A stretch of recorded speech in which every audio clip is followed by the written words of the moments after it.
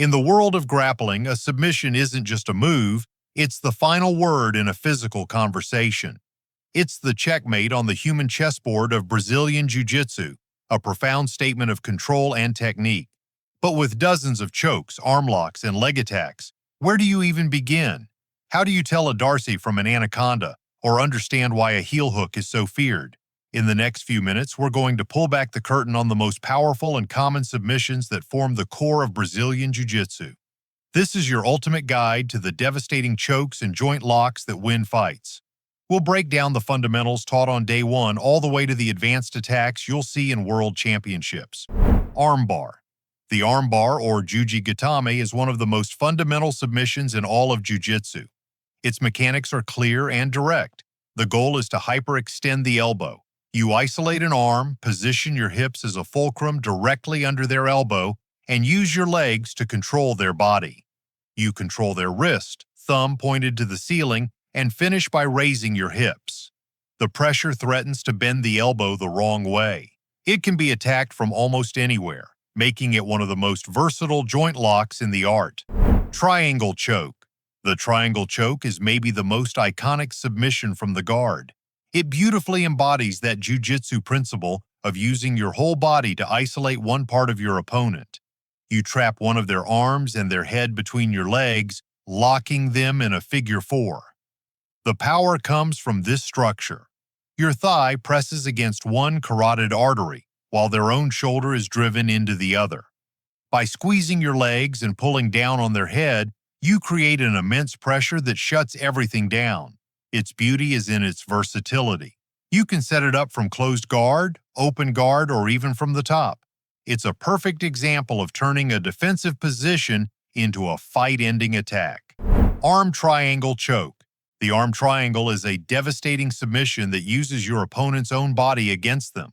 From mount or side control, you press your bicep against one side of their neck and force their own arm and shoulder into the other side, blocking both carotid arteries. You place your head on the mat to tighten the lock, connect your hands, and apply pressure by squeezing and driving your weight forward. It feels less like a sharp attack and more like an inevitable crushing pressure that slowly fades everything to black. Unlike a guillotine where you might lose position, the arm triangle lets you finish the fight while staying firmly in control.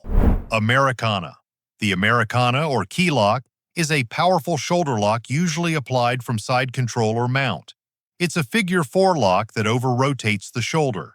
You isolate their arm, bent at 90 degrees, and use a figure four grip, one hand on their wrist, the other under their bicep, grabbing your own wrist.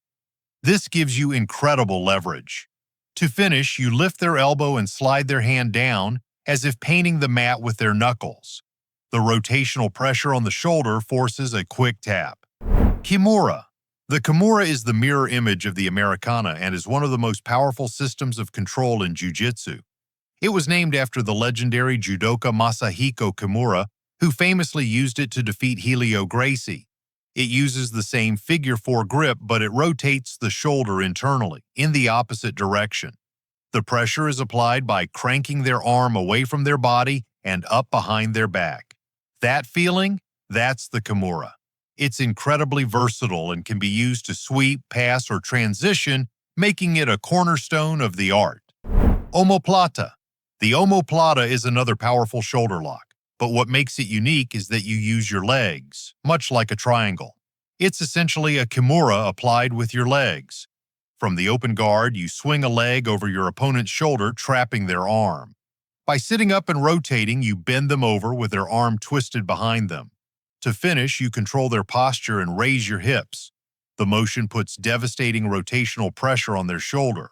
It's a more complex submission, but it's fantastic for attacks and sweeps. Guillotine choke. The guillotine is as vicious as its name sounds. It's one of the most common attacks you'll see, often used as a powerful counter when an opponent shoots in for a takedown. They expose their neck and you wrap your arm around it, locking it under your armpit and securing your hands. The core mechanic involves using your arm to apply pressure either to the windpipe, making it an air choke, or, in more refined versions, to the carotid arteries for a blood choke. You can finish it standing or by falling to your guard for more leverage. It's a high-percentage opportunistic submission that every grappler needs to know how to both use and defend against. Rear Naked Choke, RNC. The rear naked choke is, without question, the king of all submissions. It's considered the most powerful because it attacks from a position where your opponent has almost no defense. The name says it all. It requires no special uniform, just your arms and your opponent's neck. The mechanics are brutally simple and effective. You're on their back, your legs acting as hooks to control their hips and prevent any escape. One arm wraps around their neck with your bicep on one side and your forearm on the other. Your other hand locks onto your own bicep, creating a secure, vice-like grip.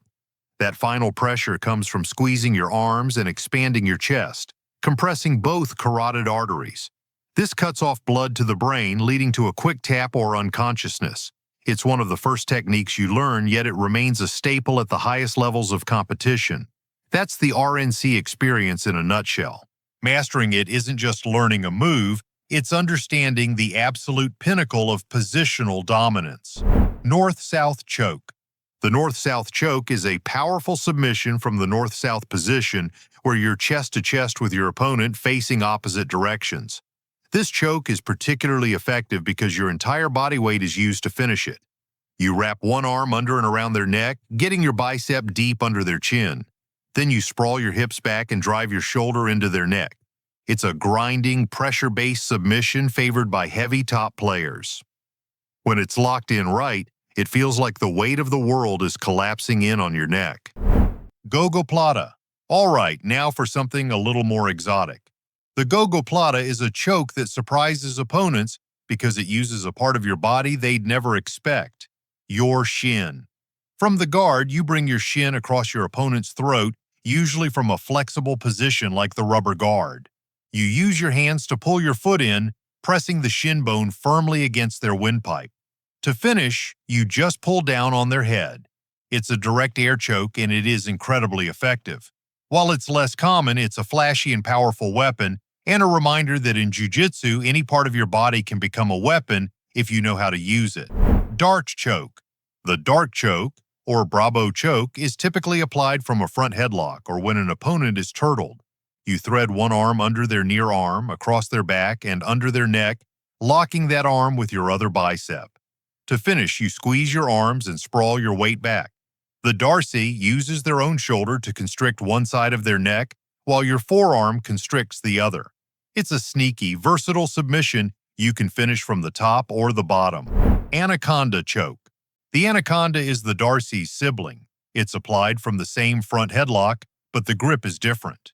You thread your arm under their neck first and then out through their armpit. That subtle change completely alters the finish. Where the Darcy is a squeeze, the Anaconda is famous for the gator roll. By rolling your opponent over their trapped shoulder, you use momentum and the ground to dramatically tighten the choke. It's a dynamic, powerful submission that perfectly blends control and attack. We've covered some of the most powerful chokes in the game. If you're finding this ultimate guide valuable, do me a huge favor and tap that like button. It really helps the channel and lets me know you want more deep dives like this. Wristlocks. Wristlocks are the sneaky, often overlooked submissions. They are quick, painful, and can come from nowhere. Unlike larger joint locks, they target the small, delicate joints of the wrist by either hyperextending or hyperflexing them. They are often found in transitions and grip fights. While some traditionalists might look down on them, they are undeniably effective and legal in most competitions. They serve as a constant reminder that every part of the body is a potential target. Straight ankle lock. The straight ankle lock, or Achilles lock, is the most fundamental leg lock. The goal is to hyperextend the ankle. From an ashigarami leg entanglement, you position the sharp edge of your ulna bone against their Achilles tendon. You fall back, arch your back, and use your hips to drive forward while pulling on their foot. This creates immense pressure on the ankle and foot. It's a high-percentage attack that teaches the core principles of leg control. Toe hold. The toe hold is a twisting footlock that applies severe pressure to the ankle and knee. It's a step up in danger. You secure a figure 4 grip on their foot, similar to a Kimura grip, and twist the foot, bending the toes toward their hip. This rotational pressure attacks the ankle, but it can also travel up to the knee, making it a very dangerous submission that must be applied with control.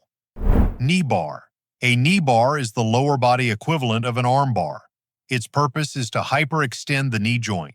You isolate one of their legs, trap their hip between your legs, and position your hips directly behind their knee as a fulcrum.